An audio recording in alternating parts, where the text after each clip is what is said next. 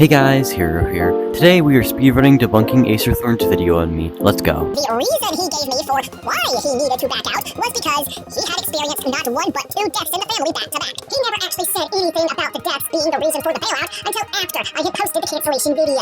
I did. His video was 3 weeks ago and I sent this over 4 weeks ago. He outright told me that the actual funeral service would not be for at least a month. Plans change. I sent this before the second death. He says that if we did the debate on that upcoming Sunday and didn't change the premise, he would just randomly hang up without warning. Because he requested 4 hours of time when I didn't even have the time to relax most days. Can you define good evidence? I already did in the file I sent him. For something to be a martyrdom, one must be slain. Says who?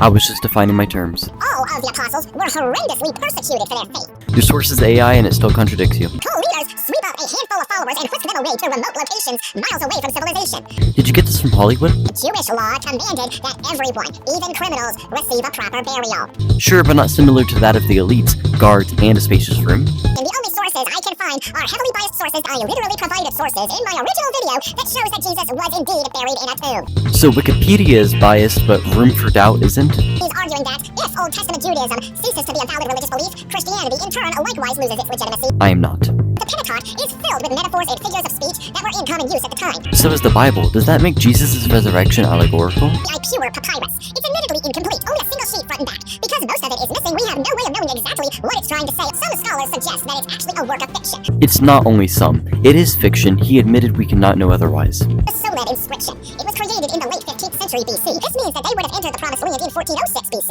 but the Soled inscription is estimated to have been built 6 years later, which would seemingly put it just barely outside the range of acceptable dates. Self-defeating. The writings of Manetho. He makes reference to a group of nomads who came into Egypt, then left Egypt by agreement, wandered the desert for a little while, and then settled down and built a temple in Jerusalem. Then why are there no signs of such a mass immigration? He says most arguments for the resurrection, e.g. martyrdom, sightings after death, etc., are not uniquely supporting. You can actually trace this widely held belief back to one specific original source, the 19th century book, The World's 16 Crucified Saviors by Percy Graves. I have never seen this book in my life. A 19th century faith healer. Oh, so Wikipedia isn't biased anymore? But the disciples were immediately familiar with who Jesus was. No, they weren't. Somebody needs to read their Bible. Shroud of Turin is the burial cloth that Jesus' dead body was wrapped in. This cloth proves that the resurrection really happened because of the fact that there's no body inside it. It is true that the 1988 carbon dating placed the shroud's origins in the 13th century. Then why continue? The shroud has undergone not one, but 4 additional datings, and all 4 of them place the shroud's origins in the 1st century. Waxes measures cellulose and degradation. Linen degradation depends heavily on temperature, humidity, storage conditions, handling, and fire exposure. The shroud was damaged in a fire, which is exactly why the study says plus or minus 400 years.